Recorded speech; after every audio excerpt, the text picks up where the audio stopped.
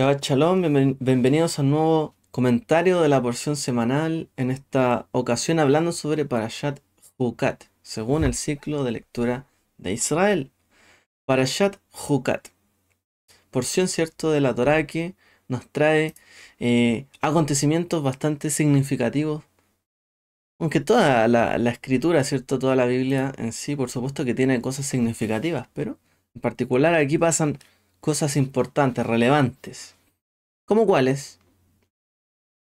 Bueno, se dictan las leyes, ¿cierto?, acerca de la vaca roja, que tenía que ver para purificar a una persona que hubiese entrado en contacto con algún muerto. Se habla también sobre Israel llegando al desierto de Sin y la muerte de Miriam, la hermana, ¿cierto?, de Moshe y Aarón. Una gran pérdida en ese momento. El pueblo se queja por no tener agua, Moshe golpea la roca y el Eterno les dice que ni Moshe ni Aarón entrarán en la tierra prometida. Algo bastante fuerte, ¿no? Luego el rey de Edom se niega a dejar pasar a los hijos de Israel por su tierra. Y después, ¿cierto?, nos relata en la Torá la muerte de Aarón. Otra pérdida importante para el pueblo de Israel. Luego, ¿cierto?, de que el pueblo fue castigado de haberse quejado por la falta de pan y agua. Los israelitas se arrepienten, luchan, ¿cierto?, contra los amorreos y el pueblo de Basán y triunfan. Y tenemos acá, ¿cierto?, algunos elementos que nos hablan mucho sobre la muerte, las leyes de impureza, contaminación y la vaca roja. Algunos temas. Entonces, quiero compartirles em, una pequeña visión, ¿cierto?, de qué representa esto, que la Torá nos habla sobre que Moshe no entra y Aarón en la tierra prometida, ¿cierto?, en Eretz Israel, la tierra de Canaán, en ese momento. ¿Y por qué toda esta para allá, cierto, está hablando de la contaminación sobre un cadáver, sobre tocar a un muerto? ¿Y qué se dice, cierto, en relación a esto sobre Moshe y Aarón? Veamos entonces, ¿a qué nos referimos con todo esto? Entonces, cuando los Bene Israel, los hijos de Israel, se quejaban sobre la falta de agua en el desierto, en el libro de Números, ¿cierto? Que vamos ahí, capítulo 10, Moshe y Aarón recurrieron ante el Eterno, que les ordenó que reunieran al pueblo y le ordenaran a la roca delante de ellos que produjese agua. Como dice ahí en hebreo, Kaj et amate ve akajal et aata. Aata dice, ata ve ajarom ajija, vedibartem el asela, leeinehem benatam, meimab beotzeta lahem, maim minasela, veishkita et haeda veet beiram. Que bueno, puedo traducirse así. Tú y tu hermano Aarón tomen la vara, reúnan a la comunidad y díganle a la peña, a la roca, delante de sus propios ojos, que les dé agua.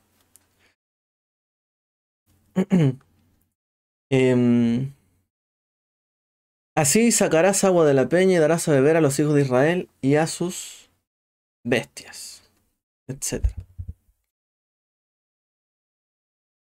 Luego, ¿cierto? Después de haber reunido al pueblo, Moshe llama al grupo, ¿cierto? Les llama a esa congregación, les llama Hamorim, los rebeldes. Y les preguntan si creen que la roca les va a dar agua. Entonces dice la escritura en el 20:10, Moshe y Aarón reunieron a la congregación frente a la roca y les dijo, oíd ahora, rebeldes. Y les dice, Beashte haata uve iram, dice, Maim rabim beashte ata ve aviram. ¿Acaso sacaremos, cierto, agua de esta roca? Algo así como incitando al pueblo, ¿no? Es como, ¿quieren que haga esto? ¿De verdad voy a sacar agua de la roca? ¿Les sacamos agua de la roca? ¿Rebeldes? Se le está diciendo. Luego Moshe va y golpea la roca 2 veces y sale agua a caudales. Dice, Y Moshe levantó su mano y golpeó la roca 2 veces con su vara. Salió agua abundante, y la comunidad y sus bestias bebieron. A pesar, cierto, de que esto fue todo un éxito, el Eterno le impide a Moshe y a Aarón que entren en la tierra de Canaán a causa de esto. Y dice, y Adonai dijo a Moshe y a Aarón, por cuanto no confiasteis en mí para santificarme ante los ojos de los hijos de Israel, por tanto no entraréis a esta congregación en la tierra que os he dado. Es decir, no llegarían, cierto, a la meta. Aarón moriría un poco después, cierto, en el monte Or. Moshe moriría en Moab antes de entrar en la tierra de Israel. Inclusive, cierto, esta para allá nos habla de la muerte de Miriam. Ninguno prácticamente entró. Ahora, ¿cuál es la naturaleza de este pecado? Hemos hablado muchas veces, cierto, de esto. Hemos escuchado, leído, pero pongamos una visión, cierto, contextual referente a esto. ¿Qué hicieron mal Moshe y Aarón? ¿Qué hicieron mal?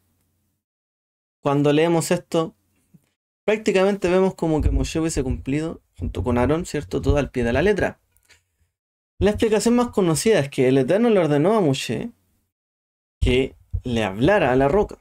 En cambio, Moshe golpeó la roca con su vara. Eso es lo que se suele explicar. Otros sugieren que Moshe pecó al llamar al pueblo, a esa congregación de rebeldes amorim, a los israelitas, o al expresar dudas, al preguntarle al pueblo si pensaban que podía sacar agua o no de la roca, ¿cierto? Cuando les preguntó. O hay quienes dicen que su arrebato mostraba un defecto de carácter, como la ira, o la cobardía, o la insensibilidad.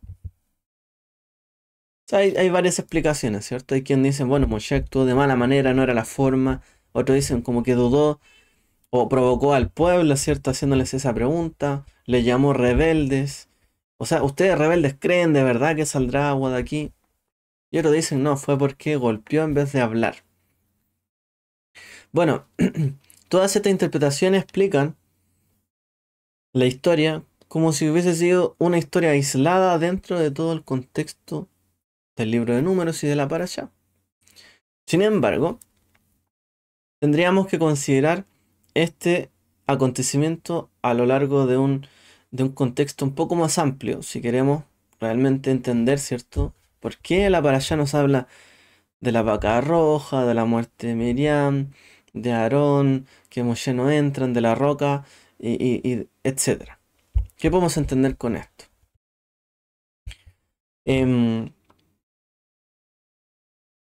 Hay una cosa que debemos entender referente al sacerdocio, a la Kebuná, dentro de la escritura.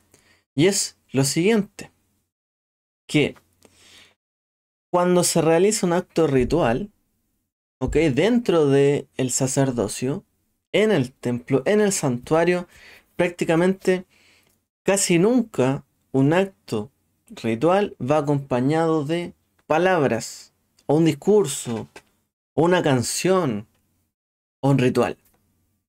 Prácticamente cuando en el sacerdocio, ¿cierto?, de Israel se tenía que hacer algún ritual, algún acto, ¿cierto?, conmemorativo o un mandamiento, prácticamente casi nunca en la escritura dice, y el sacerdote dirá tal cosa.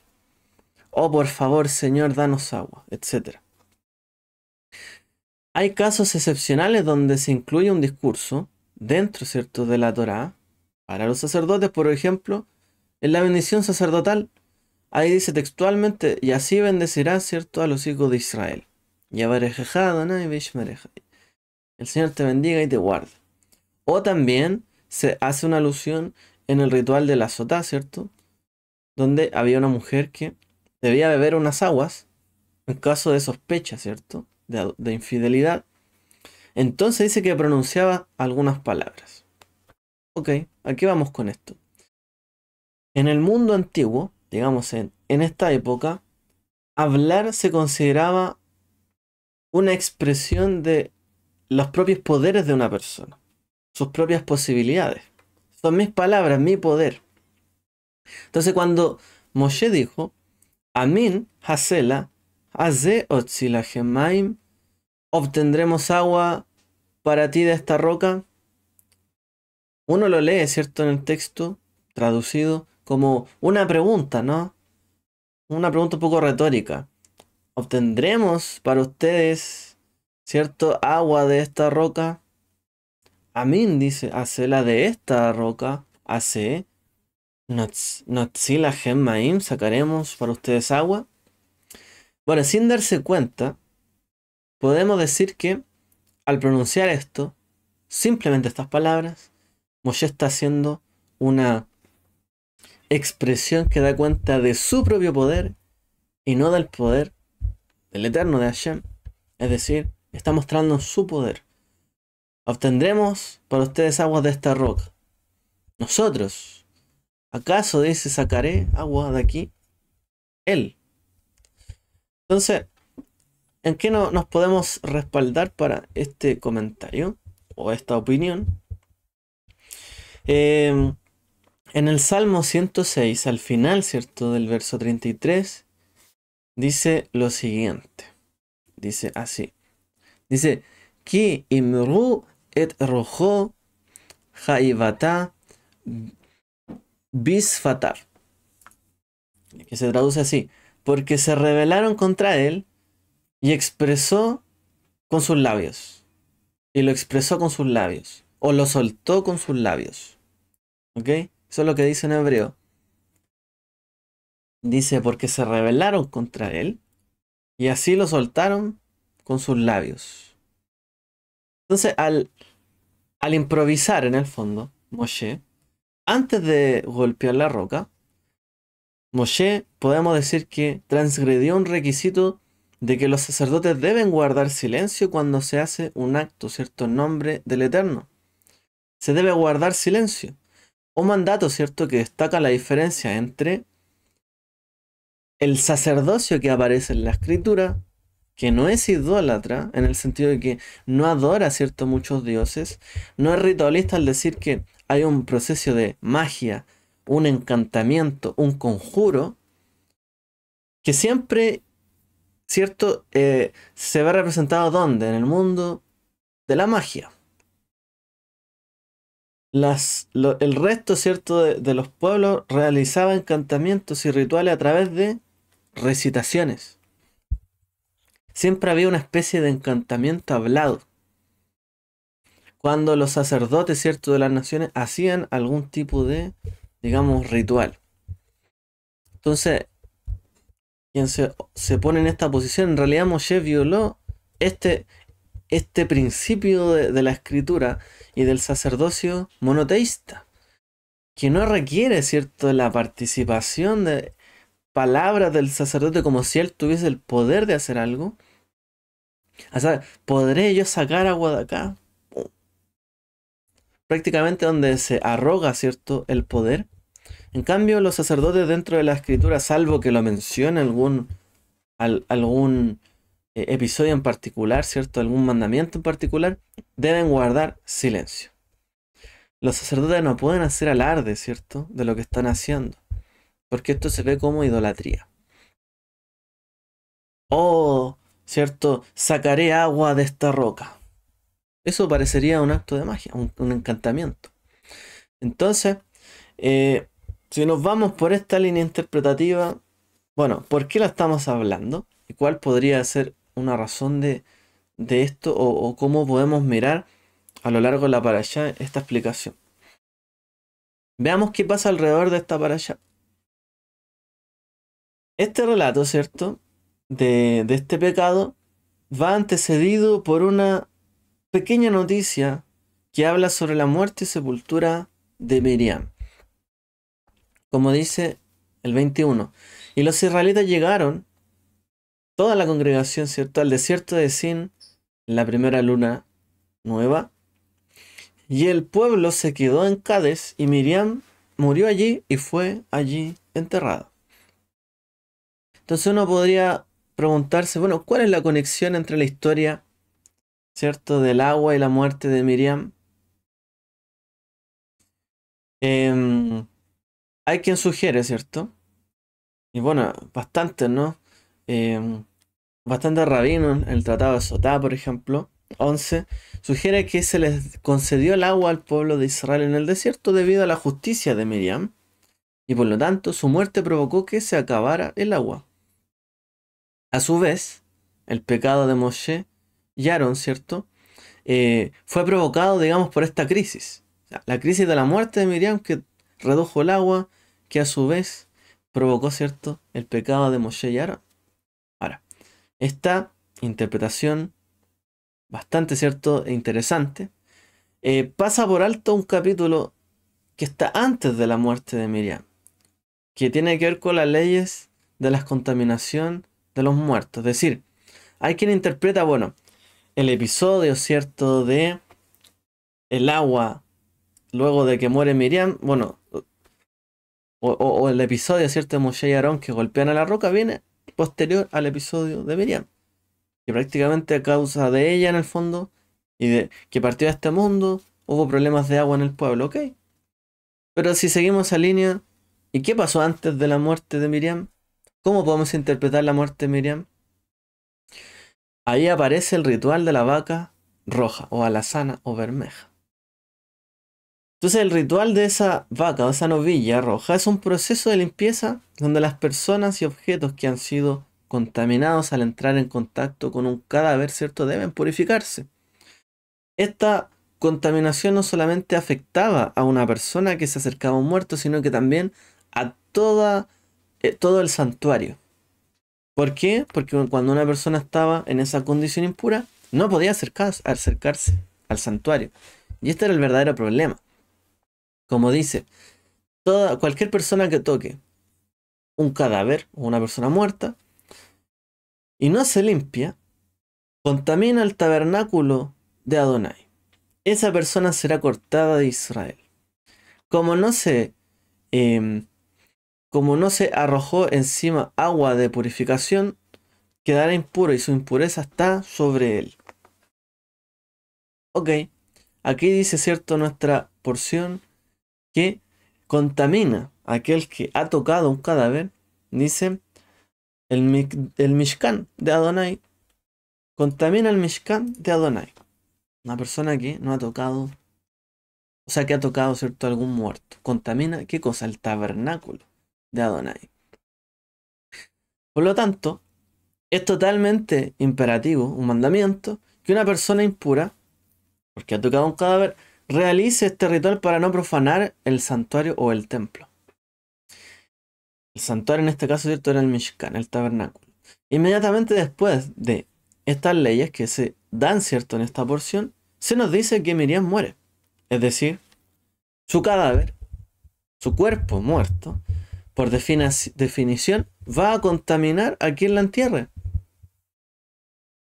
La Torá no dice que Miriam haya tenido esposos o esposo e hijos. No lo dice. Pero sí podemos saber que Miriam tenía hermanos. ¿Quiénes eran sus hermanos? Moshe y Aarón. Por lo tanto, siguiendo las leyes que aparecían, ¿cierto?, en la Torá, en la misma Torá que ellos ya debían conocer, que aparecen en Levítico, ellos debían haber procedido según lo siguiente. Y Adonai le dijo a Moshe, habla a los sacerdotes, los hijos de Aarón, y diles, ninguno se contaminará por ninguna persona muerta entre sus parientes, excepto los parientes más cercanos.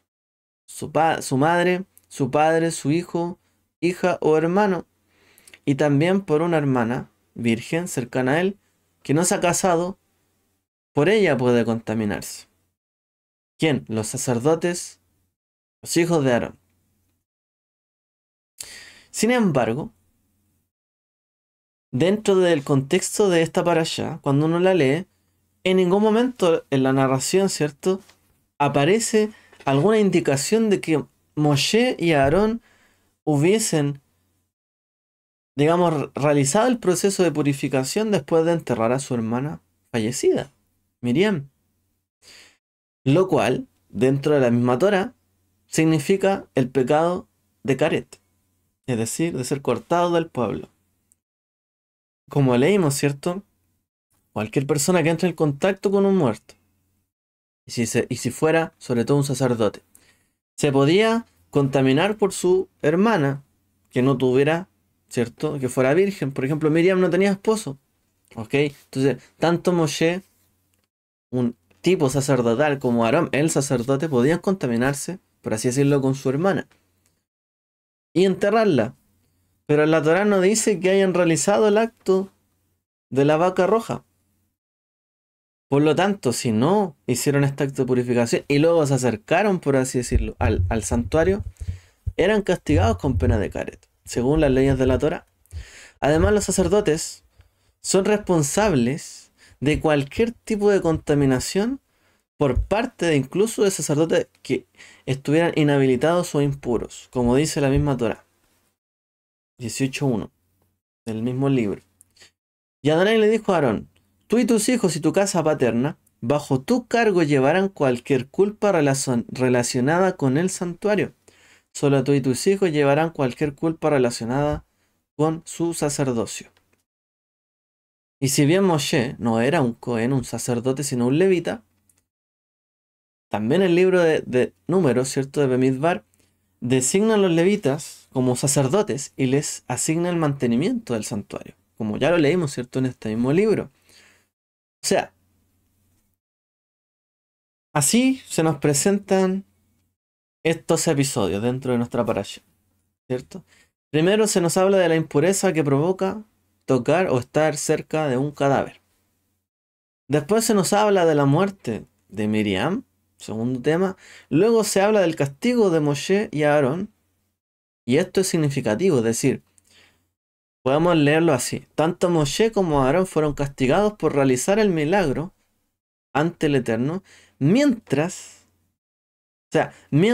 entre comillas, hicieron un acto que debía santificar el nombre del Eterno, pero ellos en ese momento estaban contaminados por la impureza del cadáver de la muerte de su hermana, o del entierro de su hermana. La escritura nos señala que ellos se hubiesen purificado, no lo dice. Entonces ellos hicieron un milagro, un acto entre comillas que debía santificar el nombre de Dios, pero en una condición de impuros.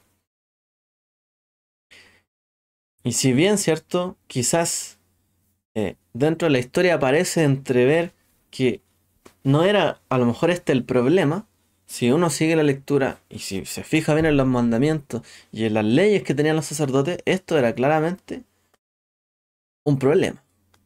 Es decir, tanto Moshe como Aarón en ese momento profanaron el nombre del Eterno al no estar limpios, ¿cierto? Ritualmente limpios y haber hecho algo en el nombre del Eterno, de Dios. Estaban contaminados. De ahí que uno también, y que los mismos comentaristas, ¿cierto?, dicen que probablemente Moshe tuvo, ¿cierto?, ese arrebato porque había muerto su hermana hace poco.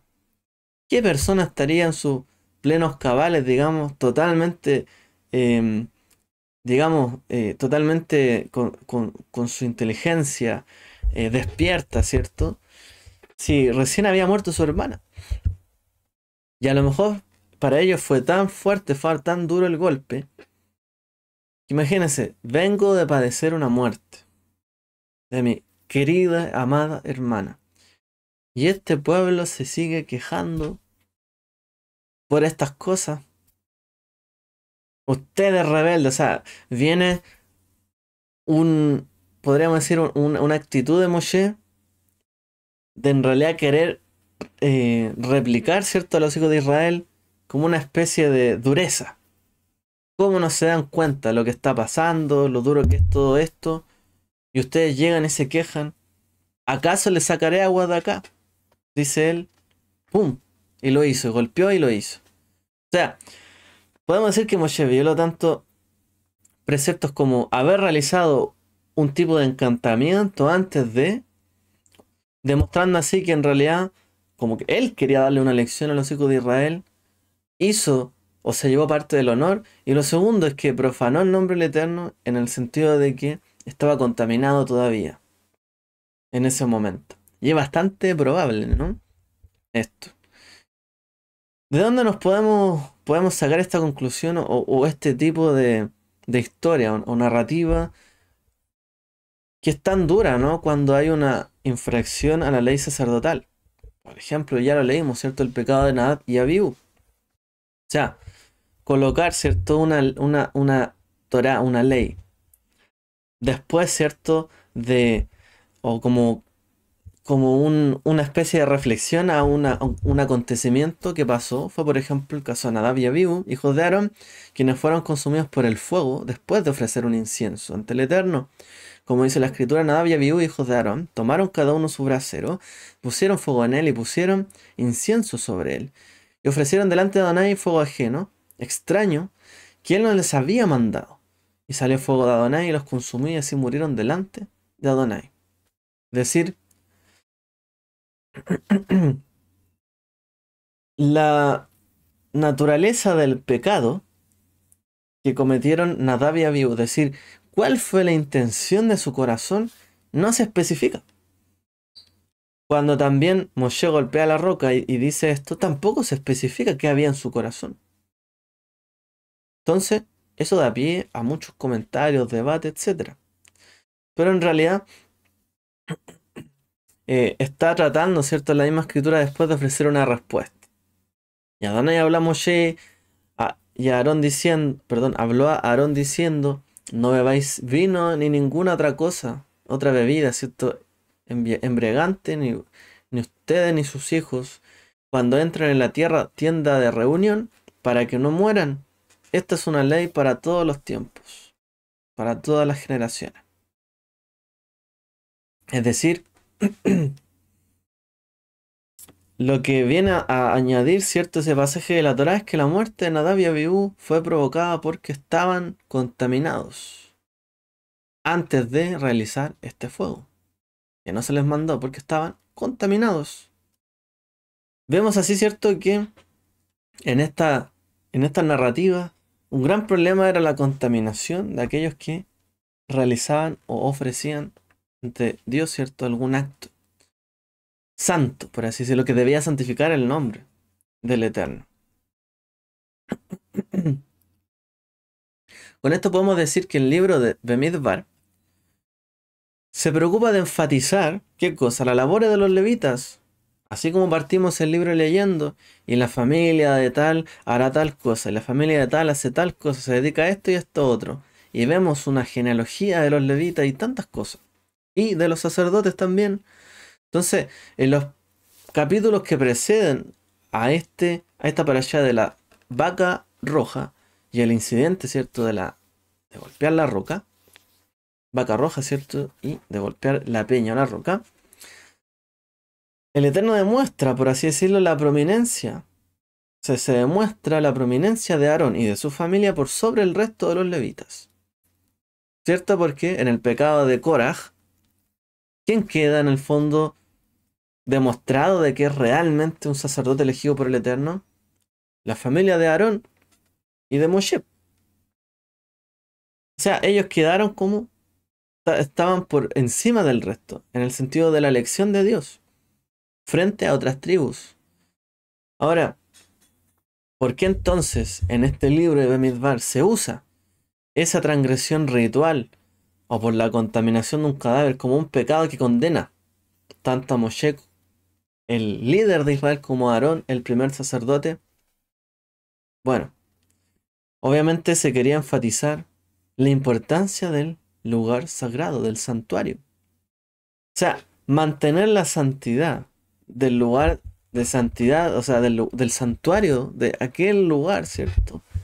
El Mishkan era muy importante, de mucha importancia. Incluso, si Moshe y Aarón abandonaban su papel, podían morir o no tener el derecho a entrar en la tierra sagrada.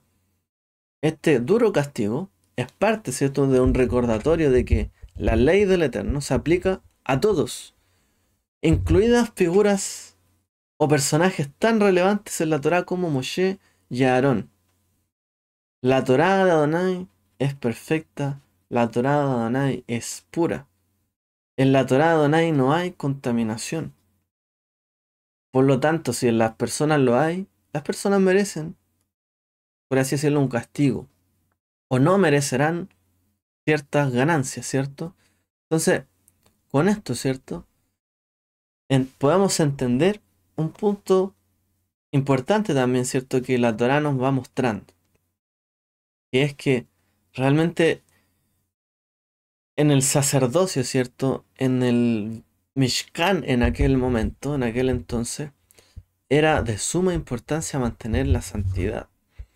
Es de suma importancia que los sacerdotes se mantuvieran puros y que además no hicieran cosas de más ni cosas de menos. El sacerdote no tenía el poder de sanar, por así decirlo. Un sacerdote no podía decir, sé sano y la persona ser sana. El sacerdote lo que tenía que hacer era administrar o ministrar el acercamiento del pueblo, ¿cierto?, ante Dios, a través de todo aquello. Pero no podía hablar ni ofrecer encantamientos que pudieran provocar, ¿cierto?, que la gente desviara su atención de Dios y pasara por la persona. Y de esto, ¿cierto?, podemos entender también, incluso siendo que Moshe y Aarón fueron afectados por esto, porque Moshe, como dijimos, hizo una especie de frase o encantamiento antes de cumplir el mandato de Dios, ¿cierto? Y golpeó a la roca 2 veces, pero también le dice al pueblo, los provoca diciendo, ¿acaso sacaré agua de acá?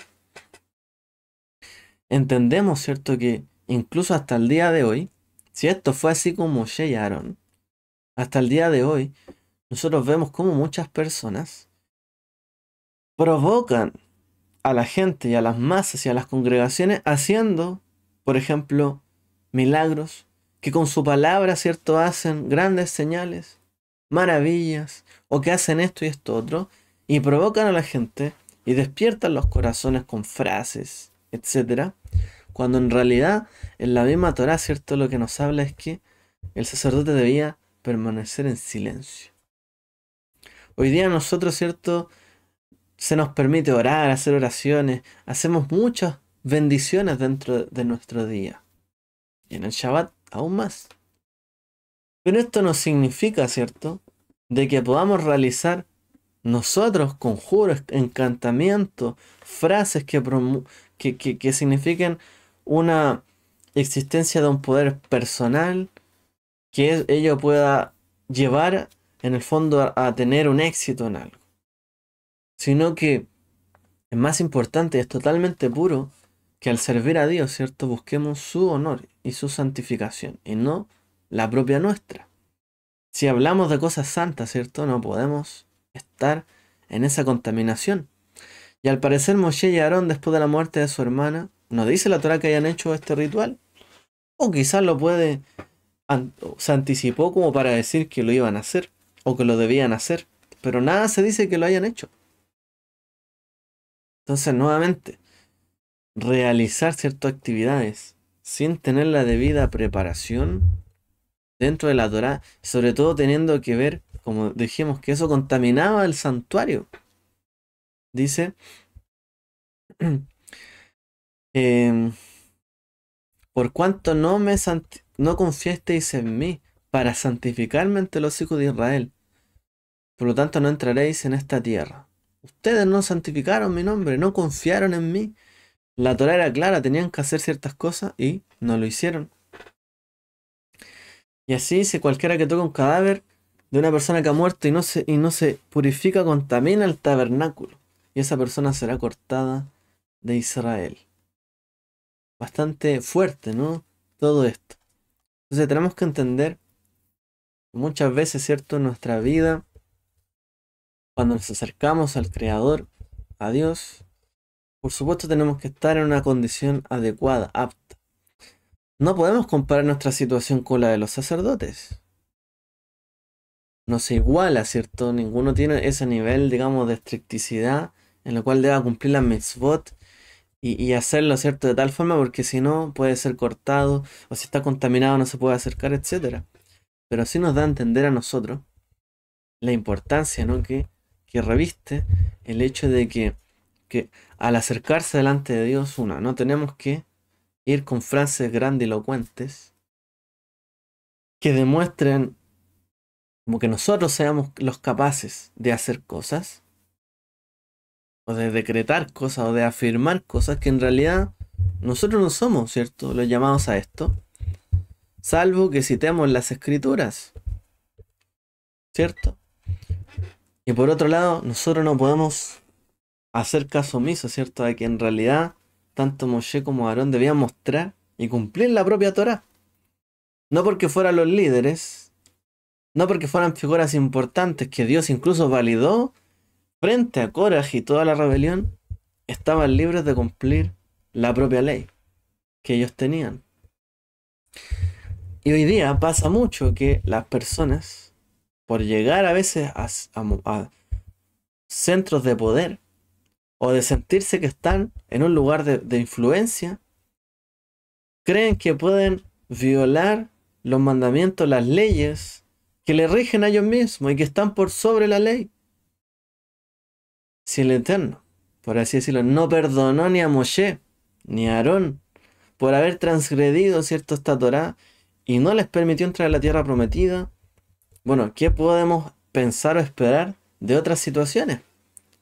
Por supuesto que el Eterno tiene esto en su visión. Y ese pecado de, digamos, de rebeldía, porque Moshe fue capaz de llamar rebelde a los hijos de Israel. Pero si leemos como hemos entendido hoy día hasta para allá, él y Aarón fueron rebeldes. De no haber hecho la purificación y haber hecho aquel milagro, pero santificando el nombre del Eterno conforme a las leyes de la Torá, a las leyes sacerdotales, y haberlo hecho no con un encantamiento suyo, un poder o una frase como provocando a la gente, sino sencillamente haber hecho el acto como Dios le mandó. Y punto. ¿Podemos llegar a caer en esto? Claro, la gente cae en esto. Hoy día el mundo está lleno de esto. De gente que cree tener más influencia y poder que otros porque llegaron a X posición y creen que luego después no tienen que cumplir la Torá ni las leyes, ni nada.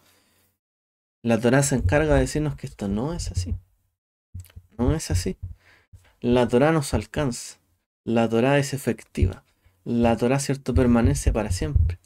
Y uno de los grandes personajes de la Torá y de la escritura, y santos varones y santas mujeres, pues también tenían debilidades y también fueron juzgados conforme a la Torá. No podemos hacer caso omiso a esto. Y eso es algo que la Torá lo deja en claro. Entonces, la dureza de la Torá está ahí, porque se debe cumplir, porque de otra manera, imagínense si Moshe no le hubiese pasado nada y hubiese violado deliberadamente la Torá, y uno diría, ah, pero Dios lo perdona porque es Moshe.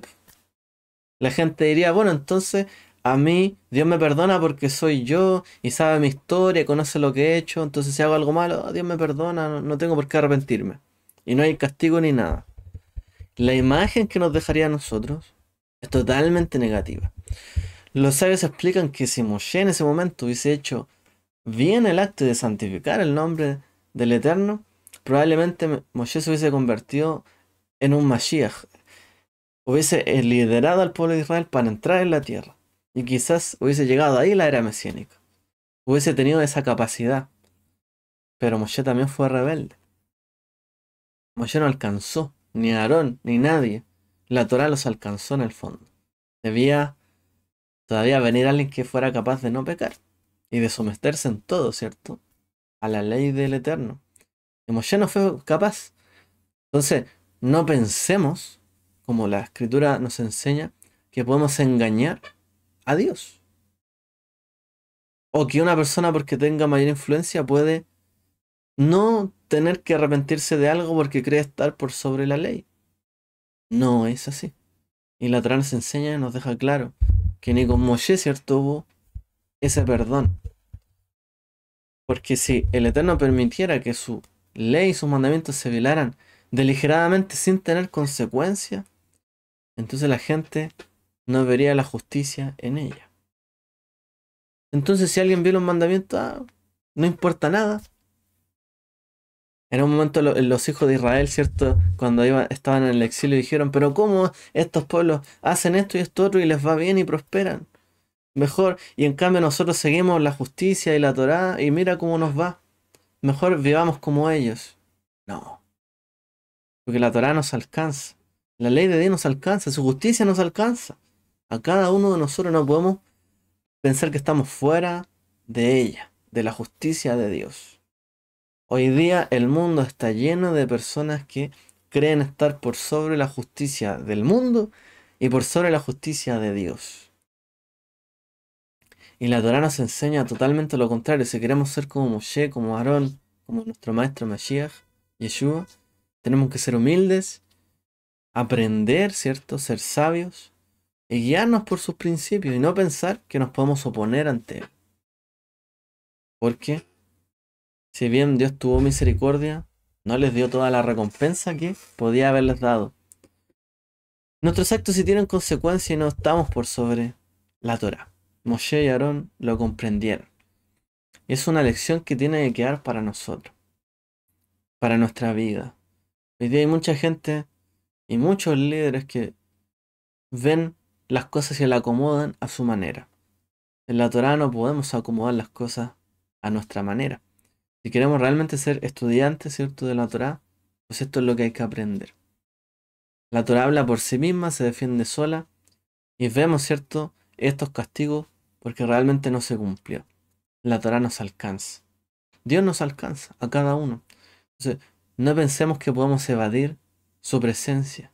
Si Dios quiere que lo santifiquemos, nos ha llamado para santificarle, pues tenemos que cumplir, ¿cierto?, de una manera pura, libre de contaminación, acercarnos a Él con pureza de corazón, de labios, ¿cierto?, sin máscaras en nuestra vida, con total honestidad, como ayer hablábamos, para que realmente podamos, ¿cierto?, servirle a Él y que sea agradable para Él, no solamente recibirnos, sino que darnos sus bendiciones y sus promesas. Porque cuando no vamos ante Él, ¿cierto?, libres de contaminación, las promesas no se cumplen, como pasó con Moshe. Pero si fuéramos, ¿cierto?, ante Él con plena libertad, confianza en Dios, gana de santificarle y con un corazón puro, sus promesas Él nos dará, porque así vemos que está escrito, que tanto dio como no dio, de acuerdo a aquellos que cumplieron con Él. Así que mantengámonos firmes y puros de corazón para servir a nuestro Padre Eterno. Que el Eterno les bendiga a todos. Shabbat Shalom.